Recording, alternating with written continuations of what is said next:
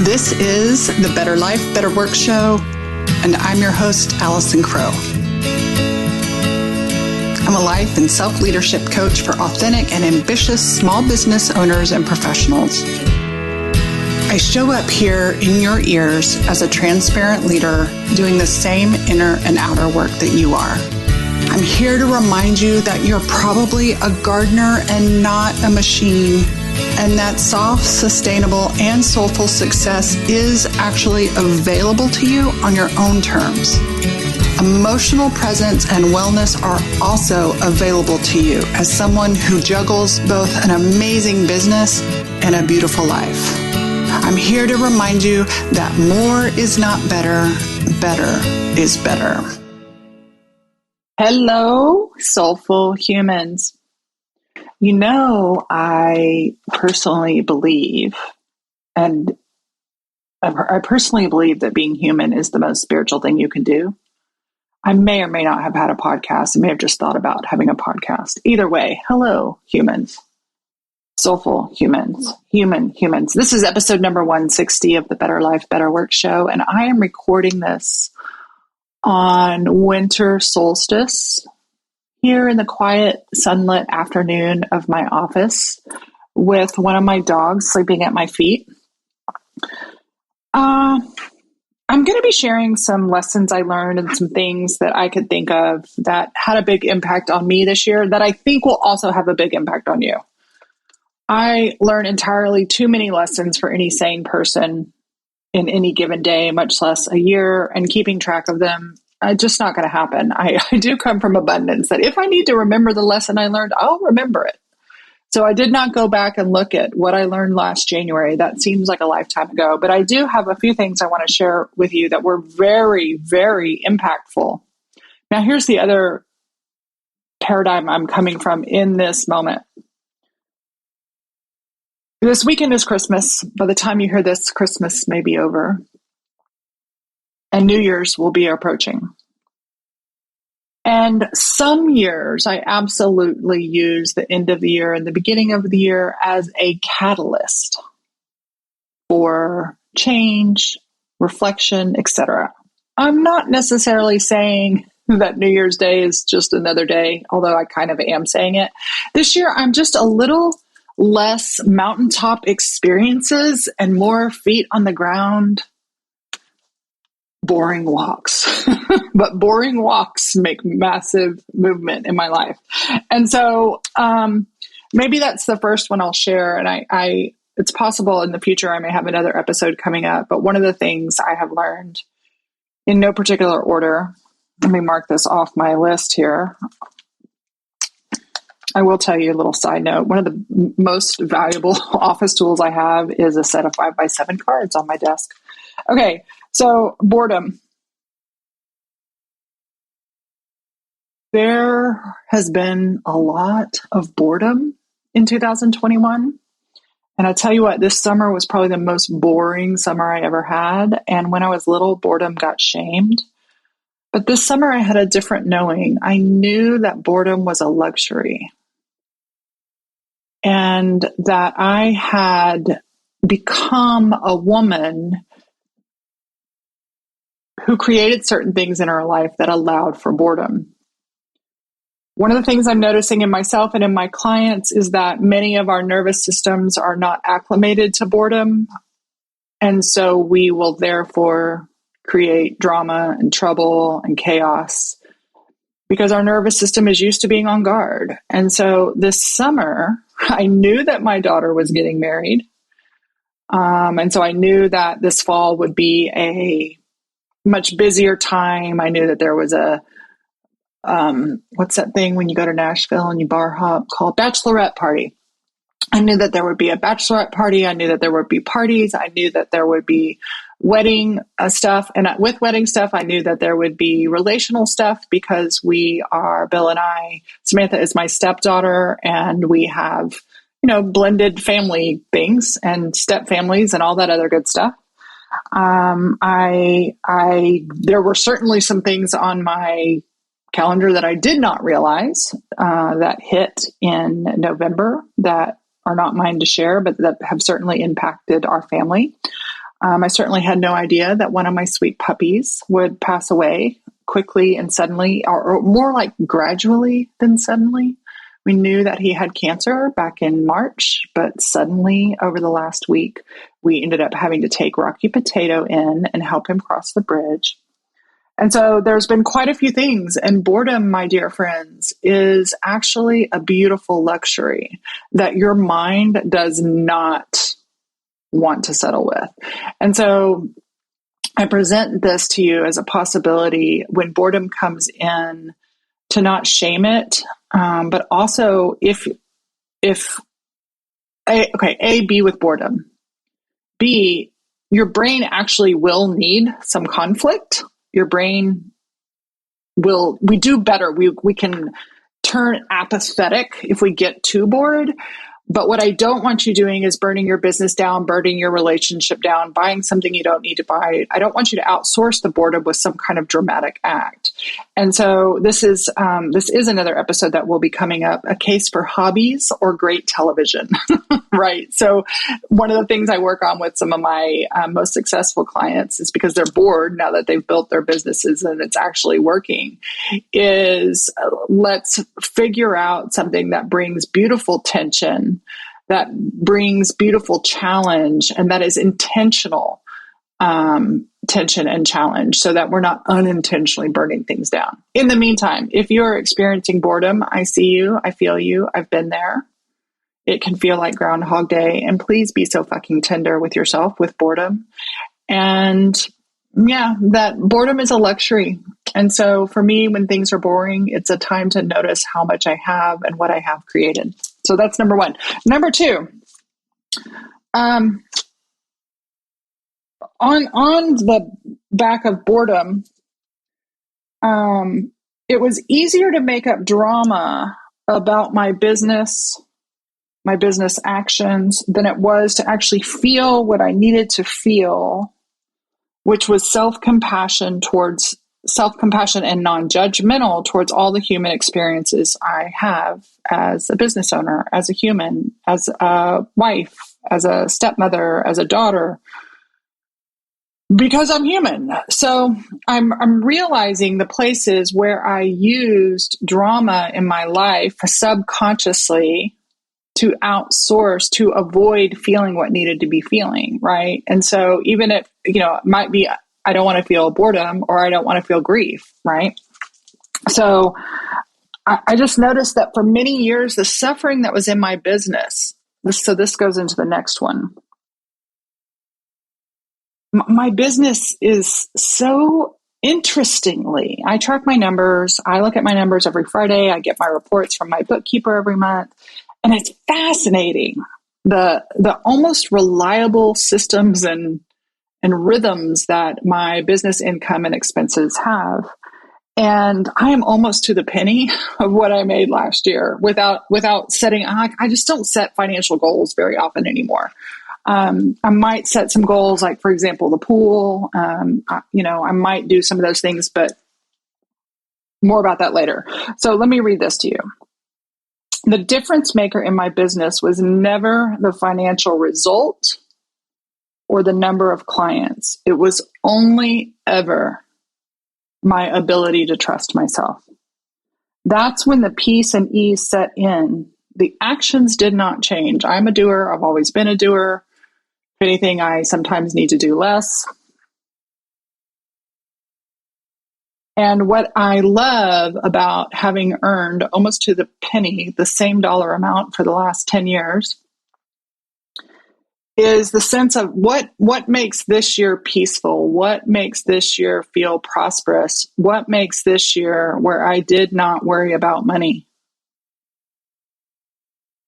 And I had extra expenses like a daughter's wedding and all the things that come with that. What made it different was only ever my ability to trust myself. Not more clients, not more money, not less expenses, but the ability to trust myself. And that is so true that actually this year I did transition my coaching business to be from a life and business coach to I am basically a self-trust coach. How do you, someone just shared with me, like, everything goes back to believe in you. I'm like so tired of the believe in yourself trope. No one teaches us how to believe in ourselves. I have an episode of a podcast. I don't know which number it is, but it actually says how to be yourself, but you could also change that to how to believe in yourself, which is meet yourself and trust yourself. You can't be yourself. You can't believe in yourself if you don't trust yourself. And you can't trust yourself if you don't intimately know all the parts of you. And so with that, I don't know what number I'm on right now, but I have become heavily and completely, lovingly internal family systems focused. I am technically IFS inspired. I have a lot of training, but I am not certified, and I'm waiting for my turn to get into the level 1 certification, but I have immersed myself completely like a mud bath, like a daily mud bath, both as a student, as a practitioner, and as the client in internal family systems. Those are, if I were to share with you all the books that I've read: Transcending Trauma, No Bad Parts, Somatic Internal Family Systems, The Language of Emotions, Becoming Safely Embodied, The Body Keeps the Score, Self-Therapy by Jay Early, Internal Family Systems, a fucking textbook. You Are the One You've Been Waiting For, and Introductions to Internal Family Systems. Those are the two I would start with. You Are the One You've Been Waiting For by Richard Schwartz, and an Introduction to Internal Family Systems by Richard Schwartz. And the next one I would recommend is Self-Therapy by Jay Early. And I both listen, I have all those books on audiobook, and I read them. I highly recommend both. Internal family system is just a paradigm that has actually, if I've been doing personal growth work for more than half my life, that probably started, I don't know, it started probably in high school. Got really serious about it in my 20s. Two pieces that were missing are this way of being with myself and getting to know myself and talk to myself and manage my emotions, and the nervous system. Okay, so IFS. IFS, Internal Family Systems modality. By the way, it's not just a therapy modality. Someone got on my ass about that, and it was so fucking frustrating, not leading from self. But IFS is a modality that is also practices in businesses, churches, coaching. And I have taken a coaching course that the outcomes were you'll be able to use this with your clients. So absolutely, I'm using IFS with my clients to the extent that is appropriate. I'm not a therapist, I'm a coach. Okay. Because of IFS, I've adjusted the way I meet myself and my different emotions. I have adjusted the way, so for example, my energy, I don't know what my energy is right now. It is both, actually. This is one of the adjustments. So I'm both grieving my sweet dog that passed away, and I'm also feeling very unusually creative. And in the past, I would have made it be either or I would have shamed myself for not being creative, or I would have been stuck under the covers. And I'm really learning, there's the Byron Katie phrase, love what is. And we can say love what is, but actually how to do that has been a block for me. I can do it intellectually, but how do I do it in my whole body? IFS helps me meet myself, speak to myself, be curious about myself in a way that actually relaxes my body and my nervous system. So I meet myself differently. And that's made a big difference in 2021. I got boredom. Another one that's on here, I haven't really spoken about this. I do remember, I know exactly where I was. I was sitting at my desk in Denton, Texas, when I was reading like chapter 2, and it may be podcast episode number 2 or 3, Amanda Owen's book on the power of receiving. Holy shit. And she talked in there a long time ago. So this is not a 2021 knowing. This is probably a 2016, 15 or 16 knowing that really nice people actually might not be nice. We might be really giving, people might not really be giving. We might be having difficulty receiving, and we might be manipulating other people's opinions so that we don't get rejected. Ding, ding, ding, ding, ding, ding, ding. And I realized when I saw that, I realized why up until then I'd had a lifetime of attracting takers. And I began at that time to gently shift my own energy to being receptive, to being a receiver, to being a receiver, to being a receiver. And it's interesting because a lot of the takers, people who just took and never gave back. And listen, it felt good when somebody was able to receive what I had to give. But then I would look up, I didn't even realize this at the time, but I would look up and I'd be like, ugh, but what have you done for me lately? Little Paula Abdul. And it led me to overfunctioning, people pleasing, all kinds of learnings on those in the last 6 years. Anyways, I was in a workshop with my coach, and she brought in another woman to talk about ideal referral partner. You're like, Allison, what does referral partners have to do with being a taker? And it was just interesting. It was a new phase of, we're if you're in business, you're taught about ideal client, etc. I feel like I've gotten a really beautiful balance of reciprocal relationship with my clients, the give and take from my clients. I used to do a lot of heavy lifting. I used to do a lot of over functioning. Then it could swing back to under functioning. And I feel like really good reciprocal clients that show up ready to do the work, clients that are excited to pay me. I'm excited to work with them. It feels really good. I'm working with, 10 plus clients. And this woman introduced the concept of reciprocal referral partners, and I about peed my pants. It hit me overhead like a cast iron pan, y'all. And I can see, you ever have those insights, like it hits you like a cast iron pan, and not only can you see, but you see it was almost like of images of non-reciprocal people. And what's interesting, I remember a long time ago, a family member of mine, an in-law of mine, said some wise words. He said, there are flowers and there are gardeners. And two flowers cannot be in partnership. And if a flower and a gardener in partnership, that gardener better have some sourcing of its own. And two gardeners can be in relationships with one another. And I really like the reciprocalness of gardeners. I like reciprocal relationships. And it just was really solidified. And so nothing that I did majorly outside, but I just decided that I am a woman as I cultivate my being. I'm a woman that engages in reciprocal relationships in all areas of life, not just referral partners and business partners. But I realized there were some times there where I had built up some resentment. I had given and given and given and given and given. I'd given my stage. I've given my stage to a lot of people. And very few of those people have reciprocated. And I don't mean tit for tat, but those people just took and ran and never any appreciation. And yeah, so I stopped doing that. I don't do relationships that are not reciprocal anymore. And I tended to be an overgiver. I don't overgive anymore. I've pulled that back. So that was a big one too.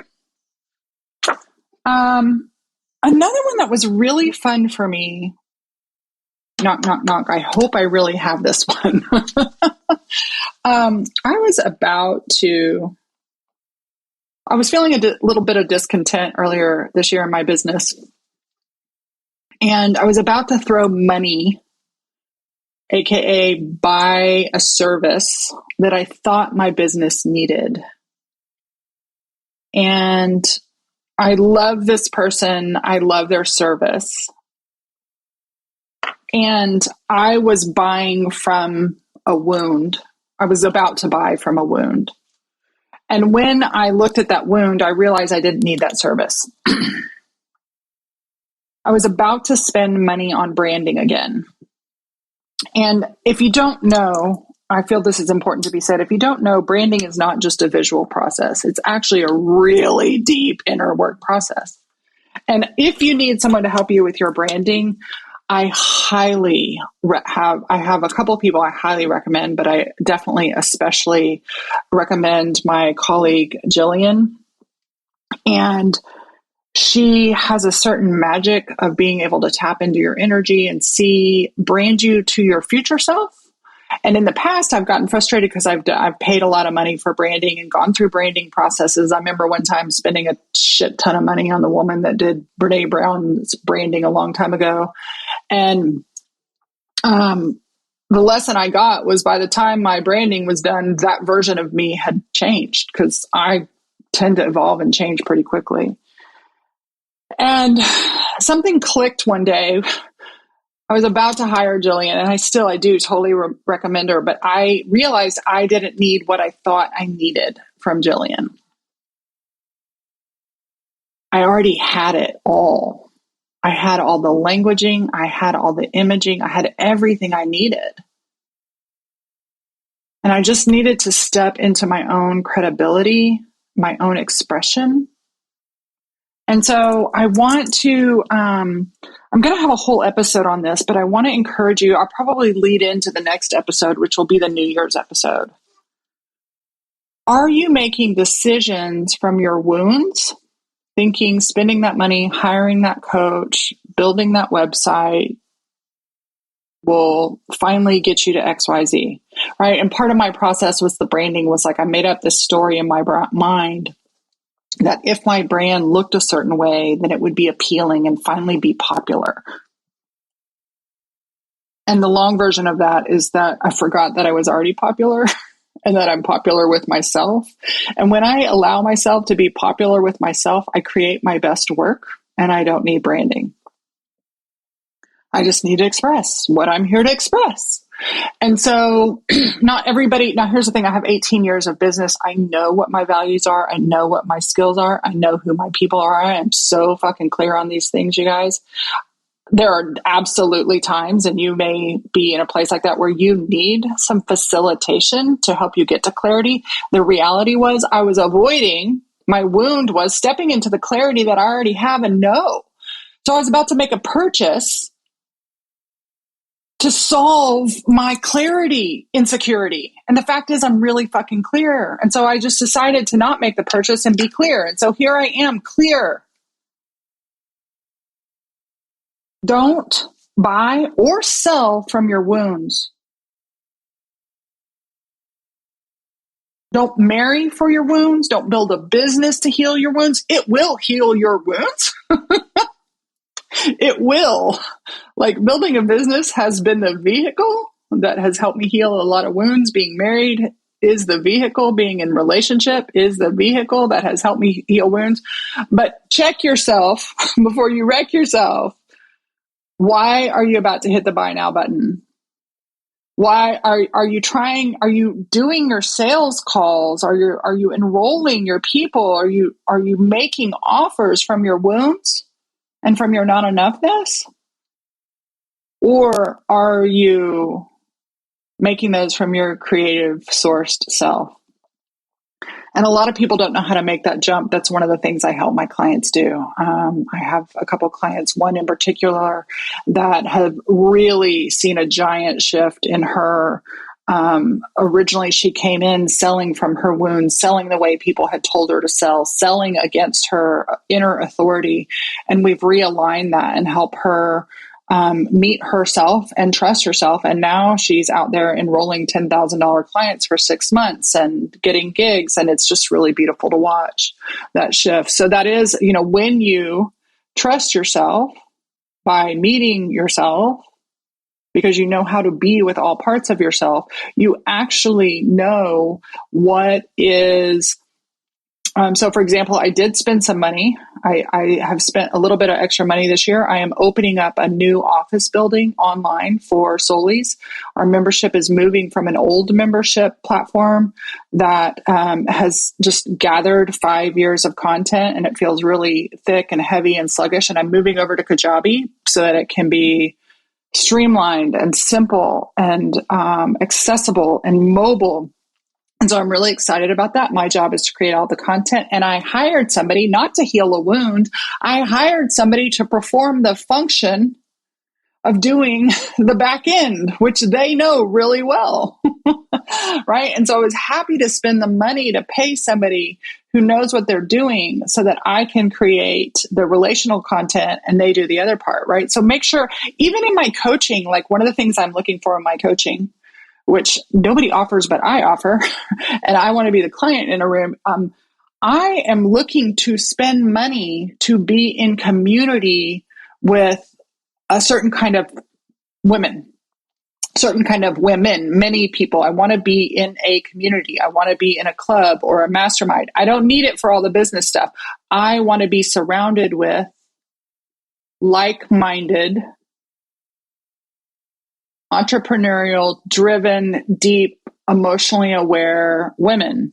I basically want to pay for business friends, y'all. Right? Now, here's what's funny.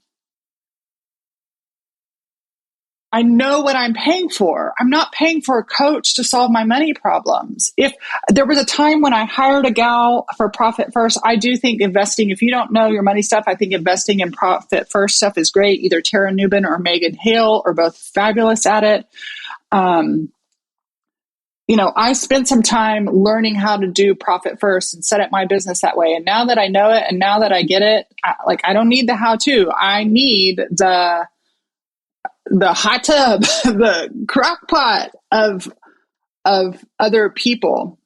And I need permission to be a client in the room. I don't want to bring my client self to my mastermind or to my membership.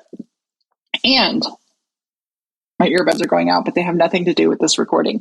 Right. So I'm looking for that, but not to fill a hole. I'm looking that because there's something I want to cultivate. I'm looking that from my creative self, not from my broken self. And in the meantime, I will keep being a friend to myself and using the friends I have outside of business the way that I can. So all that is to notice if you're purchasing or selling or marketing from your wounds or from your readiness. That was a big one for me. I'm pretty sure I'm done marketing from my wounds. I feel completely done with that. I just, y'all, I saw a guy on TikTok. I've learned so many neat things on TikTok. Here's a little bonus. Some things I've learned on TikTok. Number one, this guy was cute. He was like, I'm 26 and I sold my company for however many millions of dollars. And he said, I learned that money only solves money problems, or it only solves problems that money can solve. It doesn't solve problems that money can't solve. And money can't solve. No amount of money, no amount of clients can solve your inability to know and trust yourself. Other things I've learned on TikTok. This is a big one. You're going to laugh at me. I know I'm diverting, but it's my podcast. I can do whatever I want. So the other one is, my whole life, I have had nasal congestion. Most everybody in my family, not everybody, but many of us had. My dad always had Afrin around. I've had Afrin around. My husband has Afrin around. Always getting congestion. I take Flonase now, actually, daily for allergies. And my whole life I've been squirting that shit straight up my nose. And I saw an ENT on TikTok that said, hey, tilt that sucker to the side. Because if it goes straight up your nose and down your throat, you're wasting all that medicine. Ding, ding, ding, ding, ding. And so you just kind of shift it about 20, 30 degrees, hitting the side of your nostril instead of straight up your nose. Y'all, this is life-changing information from TikTok. I have a few others, but I can't remember what they are right now. Just that one about the nasal spray. My God. 2021, I both love you and I'm so ready for you to be over. There have been a lot of good things. There's been a lot of boredom. There's been a few pain in the ass gut punches. But you know what? I am following my excitement list, and my excitement, other than the things I'm looking forward to, I'm also just grateful to be here now in this time and space. I'm grateful for your ears listening to this podcast. I'm grateful for the work that I get to do. I'm so grateful for this lens of internal family system and how it helps me see myself in ways that I hate when life coaches use the word block, and now I get it. I didn't even know what blocks were, and now I know what the blocks are, and the process of meeting myself and unburdening those really old blocks has been literally enlightening, not as in like seeing God, but I am so much lighter in the world. I'm approaching my 50th birthday. It's interesting. It is both exciting, and then I look in the mirror and I don't see the Allison that I experienced. That's been a little interesting to just see my body change different ways. Went to the heart doctor yesterday. Like, what? The heart doctor? I've always been healthy. Why am I having to go to the heart doctor? And instead of judging it, I just am so curious about it. What interesting shifts, what interesting times. I mean, some days I judge it. This morning I literally was cussing COVID. Like, go the fuck away, COVID. All right, you all. The end of the year. Just now is all I think. Now, moment. If it helps you for it to be the end and the beginning, that is fantastic. If it helps it for you to be another day, I want you to know that that is okay too. And either way, I'm thankful for your ears. If you're a longtime listener or if you're a brand new listener, thank you. And some of my joy will be back. So thank you for your grace as I'm a little softer than usual. More coming soon. Thanks for listening. Hey, if you enjoyed this episode and want to dive deeper, come check out the Solely Self-Leadership Society. It's my online coaching membership community, a networking community, a place to belong, and a place where you can be coached by me in life and business. We dive deep into the practices of both being and doing that help us create our unique version of soulful success. It's a special community of small business owners just like you, and it's where I show up and give my clients personal support at an accessible fee. Check it out at www.coachwithallison.com. As always, thanks for listening, and I want to give a special shout out to Elise Rich from Wide Awake Recordings for her sound production each week on my episodes, especially the car episodes, and for her music composition for my intro and outro. This show is sponsored by my 3 dogs, Leroy Brown, Clementine, and Rocky Potato. They're here to remind you to consider adopting when you get your next pet. More is not better. Better is better.